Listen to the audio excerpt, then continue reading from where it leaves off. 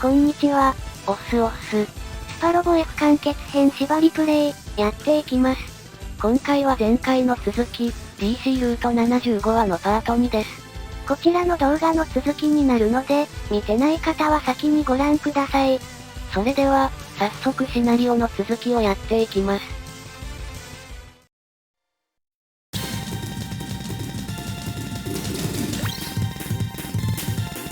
ジェリド、覚えていてね。あなたの後ろにはいつも私がいるって。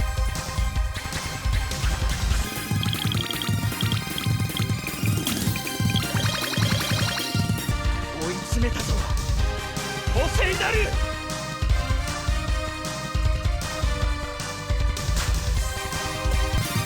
ということで、ルナ2内部のステージ開始です。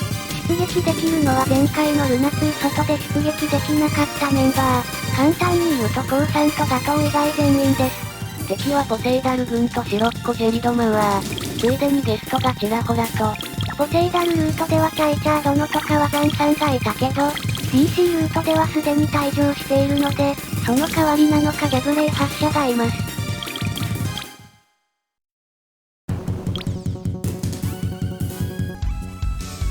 ごめん。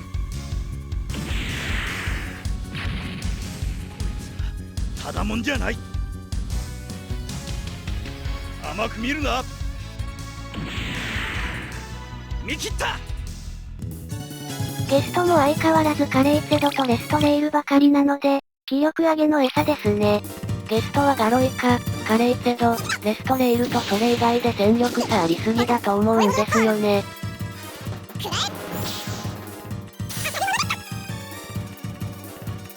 ということでまずは進軍しつつゲスト機体を削ります。ポセイダルルートとは敵の配置も少し変わってます。ポセイダルルートの時は、白っ子ジェリドマワーのピターンズ部隊は全員下側にいましたが、今回は白っ子だけ上です。はぶられた白っ子さん。チャイチャー殿とワザンさんがいた場所に白っ子がいるので、ジェリドマワーより白っ子の方が近いという事態に、素直にギャブレイト発射をもっと前に配置しておけばいいのにと思います。ギャブレイト発射はなぜかポセイダルのすぐそばで陣取ってます。ということで2回行動可能メンツでガンガンと攻撃していきます。2回行動に関して、アルファまではレベルが上がることで一応全員が行うことができたわけだけど、この頃みたいに移動後攻撃が射程1以外ほぼなかった時代では、やっぱり必須だったんですよね。アルファあたりは結構移動後射程1、3とかの武装が多かったので、2回行動できちゃうと敵の殲滅スピードが異常になるんですよね。逆に言うと、今のスパロボで移動後攻撃可能武装は射程1の武装のみですとか言われたら、やたら難しい、というか一生ストレスが溜まるんだろうなとは思います。以上、昨今のスパロボにありがちな武装、格闘、射程1、3、移動後攻撃可能について思ったことでした。スーパー系の武装にとりあえずついてる格闘。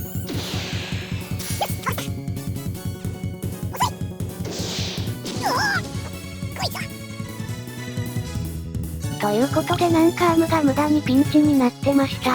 レストレイルのダブルキャノンがビームじゃないのはやはりおかしいと思います。エフェクトから SE、名前まで完全にビームのそれですからね。毎回撃たれてから思い出す。あ、これビームじゃなかった。そして毎回誰かがピンチになるまでがレストレイル対面のテンプレです。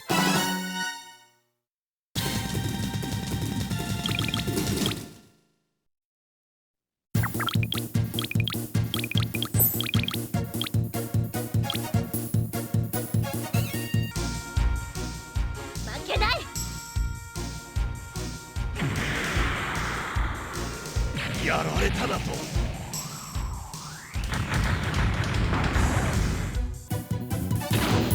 ふと思ったことがあります。この DC ルートを始めて、個人的に一番評価が変わった機体が1機いるんです。そう、それは、ヌーベルディザード。落ちなさい。押されている。落ちろ。この人がおとなしくしてれば突き上がって。 F 完結編序盤で手に入るものの、同時期に手に入る機体と比べても弱い。ぶっちゃけスペックは G キャノンとかと同レベル。でも強化パーツスロットは G キャノンより少ないに。この動画でもたびたび機体性能の全てが足りてないといじってきた機体だったけど、ぶっちゃけここまで頼りになる機体になると思ってなかった。今ではエルガイムマーク2、F91、ビギナギナに2で頼りになると言っても過言ではないと思う。となるとだ。やはり全ての原因は10段階改造なのである。10段階改造を行うか行わないか、たったこれだけのことで主力になり得るか、マップの隅っこでおとなしくしているかの差が生まれるのだ。とんでもない話です。今でこそ後ろでおとなしくしてるエルガイムやカルバリーテンプル、ゼータガンダムも10段階改造してやればきちんと使える機体になっていたに違いない。ゼータガンダムなんかは機体性能もほとんどがヌーベルディザードより上。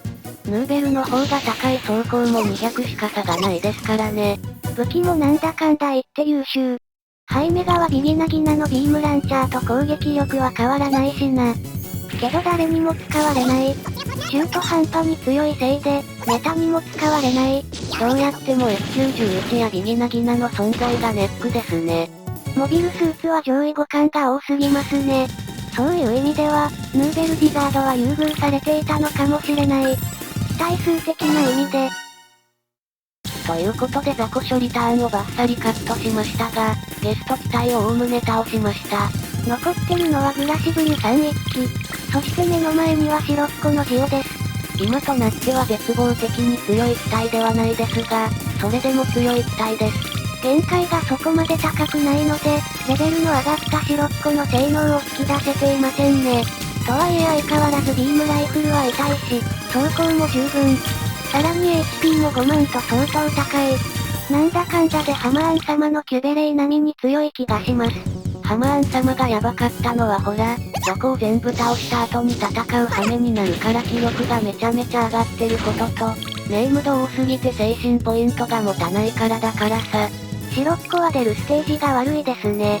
ポセイダルと一緒に出てくるっていう時点で十分っていうのはあるかもしれないけど、DC ルートのあれを考えるなら本物の方と一緒に出てきてもよかったと思うの。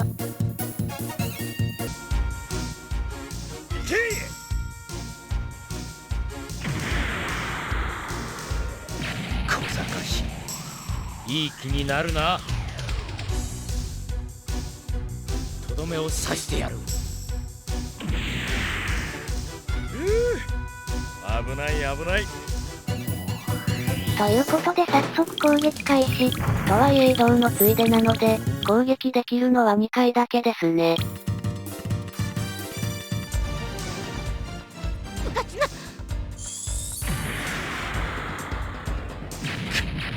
やるな。だがそんなものでは。抜かったな。当たるものですか。結構減らせました。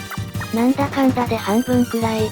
ジオが生きたまま敵ターンをまたぐ形になるので、一応狙われる可能性がありそうな機体にはひらめきをかけておきましょう。地上適正 B のメタス狙ってほしい。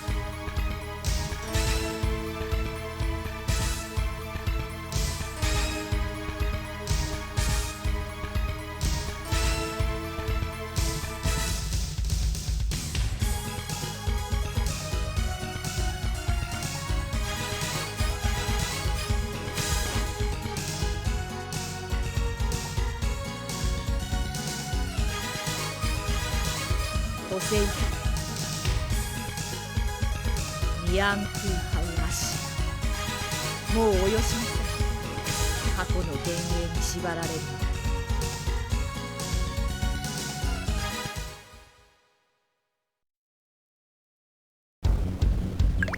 こういうふうに男に尽くすものではないでしょう。ミア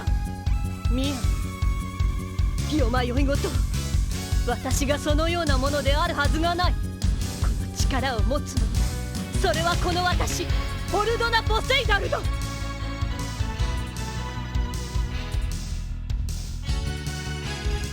れで決めてやるよ。悲観な。お遊びの時間は終わりだ。こんなことぐらいでやられる私ではないよ。ということで、フルフラットさんが離反しました。何もそんなところでって言いたくなるぐらい、敵のど真ん中です。そしてポセイダルの王子に攻撃を仕掛けています。はい。ご覧の通り、全く歯が立ちません。しかも王子には HP 回復があるので、完全にポセイダルの気力が上がるだけですね。何にも得が発生しない離反。悲しすぎるよフラットさん。それで終わりだな。そして白っ子はダバに仕掛けてきました。たまたま1発避けてくれたからよかったけど、2発当たってたら余裕で落ちてましたね。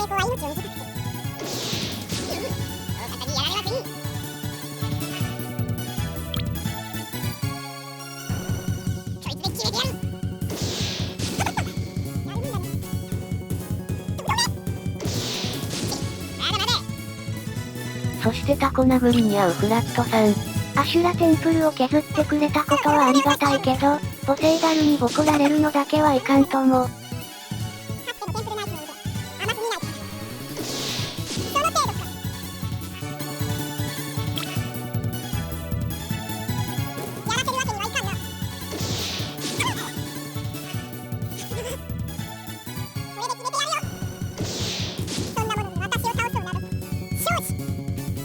フラットさん、これ生きられるのか。周りが全員2回行動で殴ってくるって考えたら、無理そう。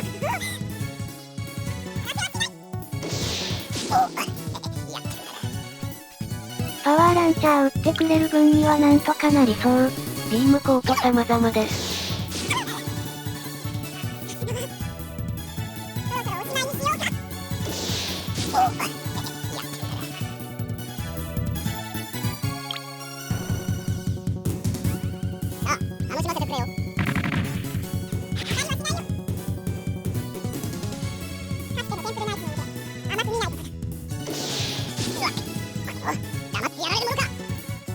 エネボンを撃たれるものの、なんとか回避。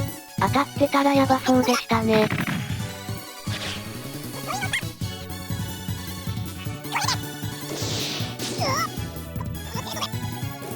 84% なので、2回とも避けました。相変わらずのガバ命中率である。強い。さすがは。そろそろおしまいにしようか。なんのまだやられませんよ。ポセイダルルートの時は最終的に離反し仲間になったギャブレート、今まさに離反したフラットさん。不思議な戦いですね。まあこの二人に接点なかった気がしますけど。そしてフラットさん、ギリギリ生きてました。エネボン2発とも当たってたらヤバそうでしたね。まあこの性能じゃ王子には勝てませんわな。十分強いんですけどね。それじゃあ離反したところ申し訳ないんですが、ラバで幸運かけて仕留めます。だってガイラム、チキンが美味しいんだもの。やってみる。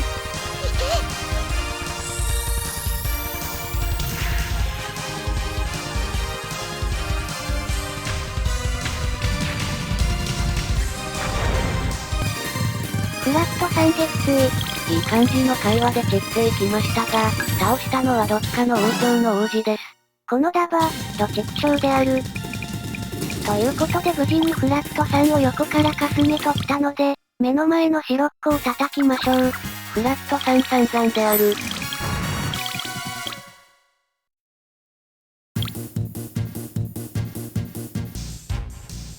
もらった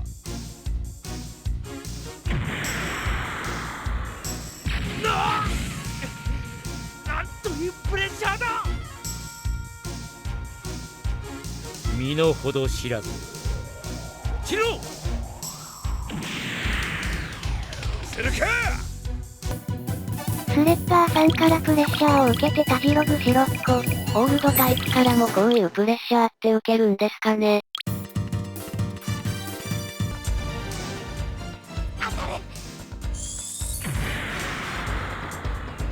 バカな。押されているだと。逃げられはせん。このくらい避けてみせる。いい感じに削れたので、最後は必中を使って確実に落としにかかりましょう。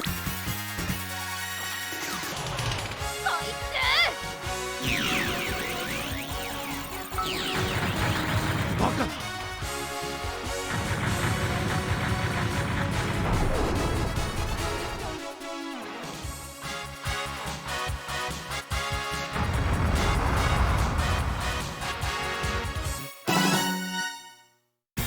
白っ子撃墜。死んだ感が全くありません。ということで白っ子を倒したので次、もうすぐそこまで来ているジェリドとマウアーです。バウンドドッグは射程が短かったり HP がそんなに多くなかったりと相変わらず不遇ですが、攻撃力だけは結構高いです。ガブスレイに関しては、前回めっちゃ頑張ってた一般兵ガブスレイとぶっちゃけ同じです。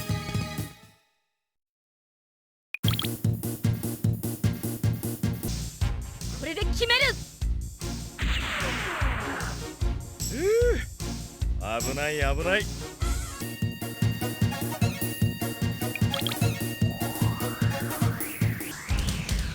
ここか。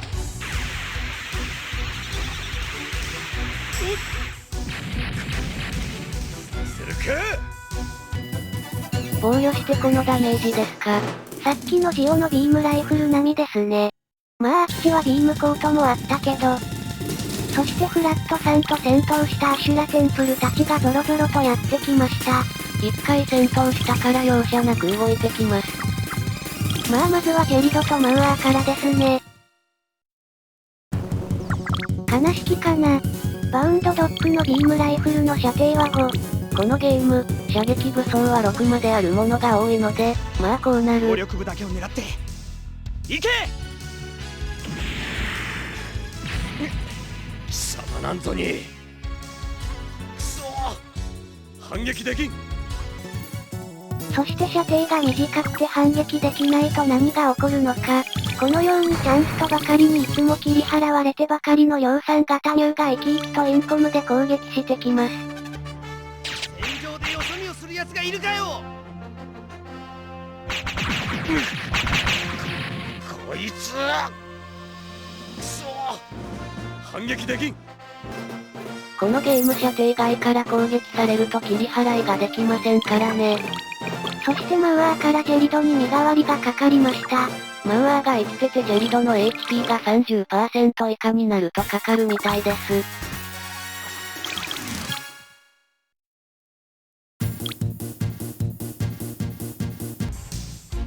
いけ。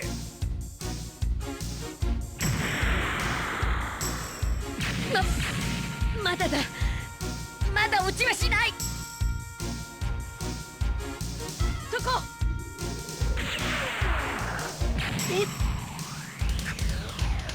するか。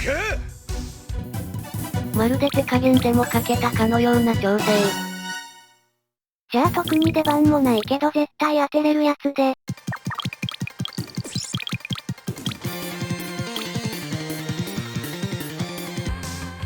らせるかよ。そんな。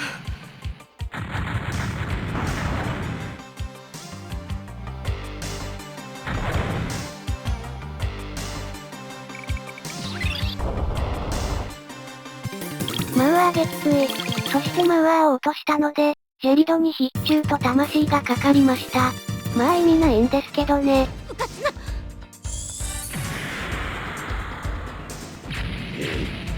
これまでか。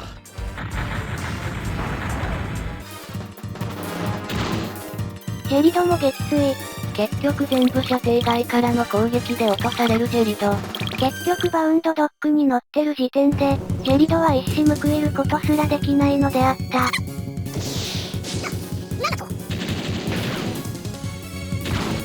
さて、アシュラテンプルがゾロゾロと来てるけども、このアシュラテンプルはフラットさんの攻撃でだいぶ削られたやつばかりなので、倒すのは容易ですね。そしてさらっと紛れ込むジャグレー。れで終わりだ。かわせた。遅い。当たったか。この3機が並ぶと狙われるのは確実にダバなので、反撃で一気に削りに行きます。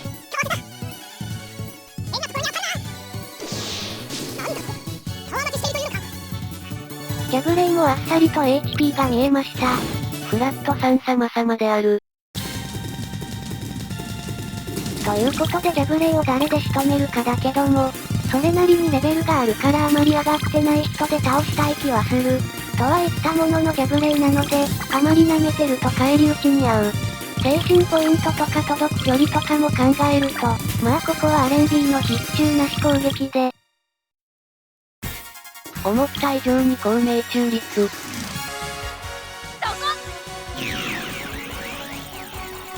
なんとこれで終わりだ。やるじゃない。楽しくなってきた。まあ 95% ですからね。避けられますね。99% を外したばかりなので、もはや何とも思いませんね。なぜだこの私が。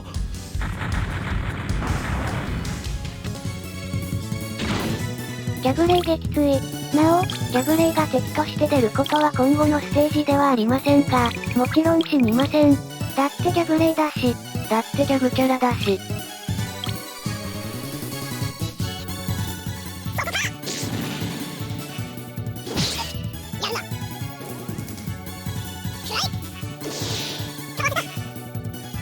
なんかランサーとは思えないようなダメージが出ました。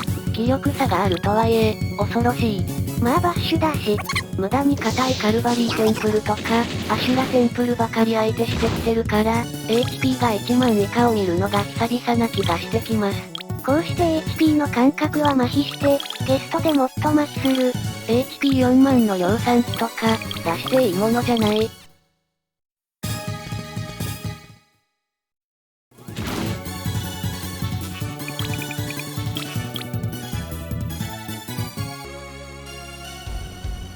俺だって慣れればちょっとしたもんよ。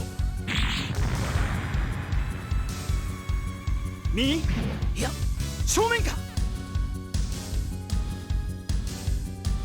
ごめん。うわー、やられる。なぜかヌーベルディザードに乗ってきた発射。ぶっちゃけグルーンの方が強い。落ちろっつってんだろ。軽い軽い。さてそれじゃあ一丁いきますか。うわー、頭もう持ちませんぜ。さっきからどうしたよスレッガーさん。まるで一時期のエルガイム勢の塗り残しを見ている気分だ。しかし、このヌーベルディザードいいな。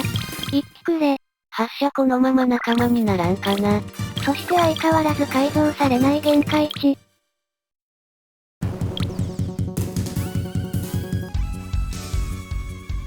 逃がさないからね。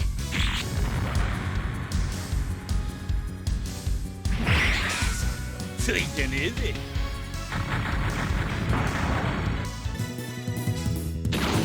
発射撃墜。最後の最後までセリフは変わらないあたりが発射。ということで残りの敵はポセイダルのみ。精神ポイントが残ってる人はそれなりにいますが、もう切れている人もいるので、前に出す人はちゃんと選びましょう。そして前に出す人はみんなちゃんとひらめきをかけましょう。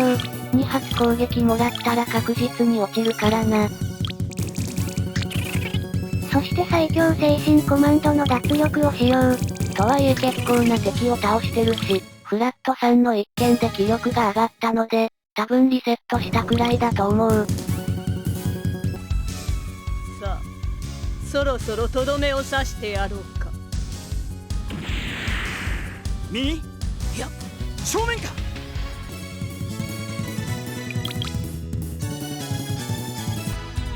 お遊びの時間は終わりだ。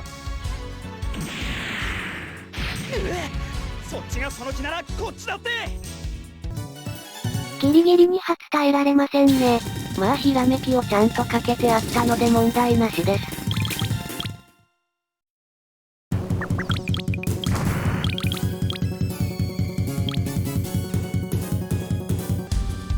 落ちなさい。でも私に逆ら許すわけにはいかん。ここまでだな。当たりはしない。まさかヌーベルディガードでポセイダルと戦闘する日が来ると思ってなかった。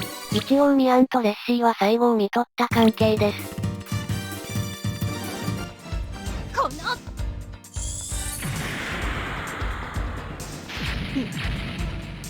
力、なぜこれほどの力が。お遊びの時間は終わりだ。このくらいで避けてみせる。なんかエマさんがクリティカル出してやらかしたので、このままダバで倒しましょう。ある意味いつも通りの光景。変なところに当たるな。なんということ。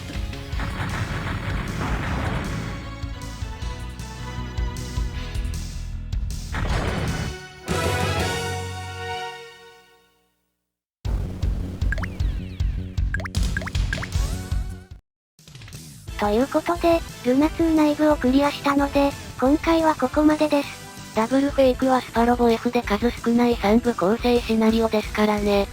それではここまで。ご視聴ありがとうございました。